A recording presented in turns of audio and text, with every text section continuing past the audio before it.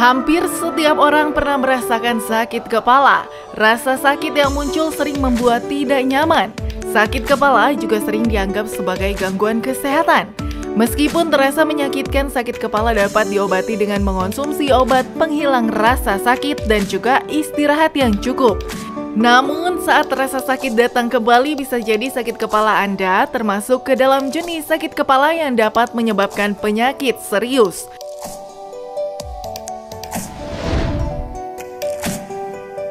Sebetulnya sakit kepala bisa kita kenali berdasarkan letak nyeri yang timbul di area kepala Anda. Sebab sakit kepala sendiri memiliki banyak ragam dan tergolong menjadi dua bagian, yaitu ringan ataupun berat. Lantas bagaimana cara mengenali sakit kepala dengan benar ya, agar bisa melakukan penanganan yang tepat?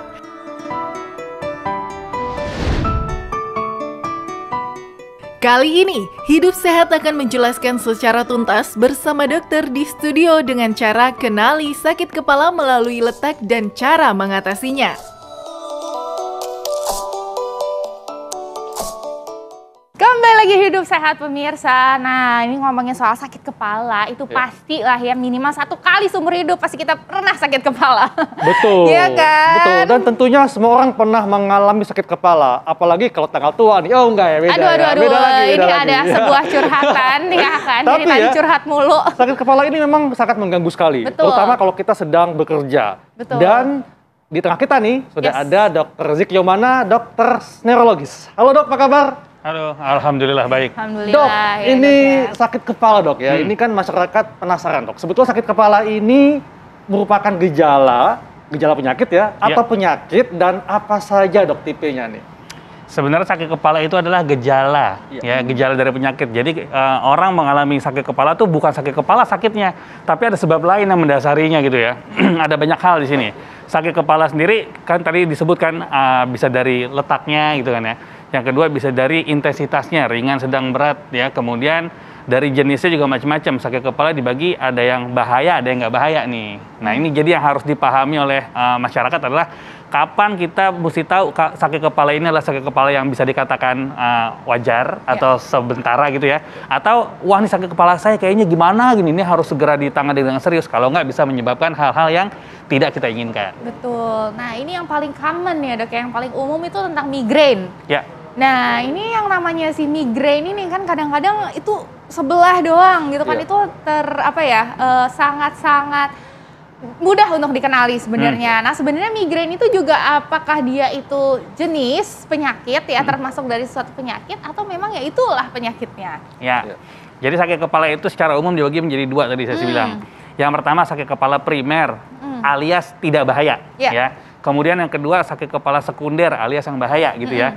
Lah yang primer ini dibagi 3 secara umum. Nyeri kepala tipe tegang, kemudian migrain, kemudian namanya nyeri kepala klaster. Kita bahas migrain nih. Yang selama ini mungkin banyak masyarakat tahu, dengar ya. Tapi sayangnya nggak semuanya paham apa itu migrain. Mungkin selama ini beranggapan bahwa migrain adalah sakit kepala sebelah gitu kan ya. Betul. Ternyata itu adalah salah. Ya, gimana dok yang benernya? Ya, salah. Jadi migrain kata kuncinya bukan sakit kepala sebelahnya, tapi kata kuncinya adalah sakit kepala berdenyut hebat. Nah, bisa sebelah, bisa seluruh kepala. Jadi bukan cuma sebelah. Nah, dok, ini benar nggak dok ya? Kalau resiko migrain ini meningkat dengan bertambahnya usia? Tapi nanti dok jawabnya. Sesaat lagi kita akan kembali, tetap di Hidup Sehat. Nah, dok, ini benar nggak dok ya? Kalau resiko migrain ini meningkat dengan bertambahnya usia, fakta atau mitos dok? Sebetulnya ini adalah mitos. Mitos ya. Karena migrain ini paling sering terjadi pada terjadi pada wanita. Dan biasanya pada usia produktif. Jadi kalau pada usia lanjut atau bertambah usia terjadi sakit kepala, malah yang dikhawatirkan sakit kepalanya adalah sakit kepala sekunder atau sakit kepala yang ternyata ada apa nih di kepala kita, yaitu. Gitu. Nah ini ada lagi nih dok, fakta mitos berikutnya nih dok. Aktivitas fisik dan juga kurang minum air putih ini bisa menyebabkan sakit kepala, terutama di bagian belakang kepala. Ini fakta atau mitos? Mitos juga ya. Mitos juga. Mitos juga, karena aktivitas fisik sih tergantung sebenarnya ya, aktivitas seperti apa. Aktivitas yang menunduk lama, misalnya kita nulis, kita ngetik, kita ngiris, kita menyulam, itu mungkin bisa menyebabkan sakit di daerah tengkuk, iya. Tapi kalau kurang minum sebetulnya tidak menyebabkan sakit kepala. Kurang minum menyebabkan haus. Menyebabkan Dan nggak fokus dok ya. dehidrasi. Iya, dok. Tapi dok ya, ini masyarakat juga sering mengatakan bahwa kalau sakit kepala di belakang, itu artinya ada kekakuan pada otot leher. Nah, apakah emang seperti itu, dok? Betul. Jadi emang kekakuan ke otot leher ya di daerah tengkuk sini bisa menyebabkan gangguan sakit kepala. Karena saraf leher itu kasarnya kita bagi menjadi 8 segmen. Segmen bagian atas 1, 2, 3 itu larinya ke daerah kepala sampai atas, sampai batas alis ya. Jadi kadang kita kalau nunduk, kalau ruku, sujud itu mata kayak mau copot gitu ya. Terus digini-giniin tuh enak. Nah ini biasanya terjadi gangguan dari sakit kepala di daerah tengkuk karena kaku otot tadi. Oke. Tapi bukan karena peningkatan kolesterol dok ya? Wah itu Nah, jelas itu gimana? ya. masyarakat suka kesana dok cara berpikirnya. Ya itu adalah suatu hoax ya, itu mitos. Ya. Ya, Jadi tidak ada hubungan kolesterol dengan sakit kepala karena kolesterol secara umum hanya menyebabkan tanda kutip ya, serangan jantung, stroke, gangguan pembuluh darah dan gangguan di liver. Nggak ada yang nyebabin sakit kepala. Nggak ada ya dok ya. Soalnya orang-orang tuh berkira, aduh ini sakit kepala, sakit tengkuk ini kolesterol lagi tinggi. Biasanya gitu. Nah itu salah. Salah. Ya. Iya.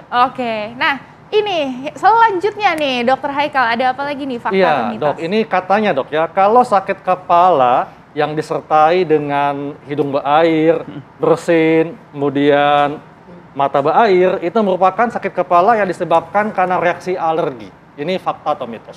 Kalau itu sih fakta ya. Biasanya kan kita alergi itu entah mungkin kita menghirup sesuatu atau kita kena debu segala macam, itu daerah-daerah yang terekspos sama dunia luar itu akan mengeluarkan mekanisme pertahanan berupa lendir.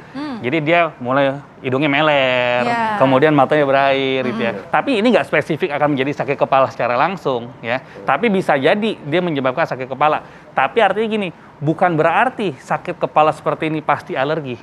Bisa jadi yang klaster tadi. Karena klaster tadi biasanya matanya merah berair juga. Nah, kalau sakit kepala klaster itu dia memang di area tertentu dok ya? Atau bisa semuanya? Ya, sakit kepala klaster ini paling sering terjadi pada pria. Pada pria. Sakit kepalanya rasanya sedang sampai berat. Jadi si pria ini sampai nggak bisa ngapa-ngapain biasanya. Dan matanya bisa merah, berair, hidungnya juga. Nah itu. Tapi pada wanita bisa juga nggak dok terjadi? Bisa, jadi Bisa semua juga. bisa. Tapi kan ini kan kita bicara tentang statistik, lebih Yes. sering mana gitu ya. Betul. Nah ini dok, katanya kan suka ada sakit kepala yang disertai di area bagian telinga. Gitu ya. Nah ini kenapa sebenarnya dan apakah ini suatu tanda penyakit yang lain? Bisa juga ya, jadi kalau misalnya sakit kepala di daerah telinga ini, bisa mungkin ada gangguan memang di dalam telinganya, bisa. Jadi kan kita harus ngeh dulu yang namanya kepala itu adalah leher ke atas. Yes. Termasuk telinga, mata, hidung, segala macam itu masuk bagian kepala ya. Jadi bukan hanya di batok tengkorak aja. Nah, di telinga tadi itu bisa terjadi memang ada infeksi atau bisa jadi terjadi namanya mastoiditis ya, radang di daerah tulang sini, atau bisa juga gangguan di otot bagian belakang. Karena otot bagian belakang tadi Dr. Haikal bilang itu sering menyebabkan gangguan seperti gangguan ke arah THT, gangguan ke arah gigi, gangguan ke arah mata. Nah, itu. Iya, jadi itu banyak juga faktor. harus dibahas juga ya, Dok ya.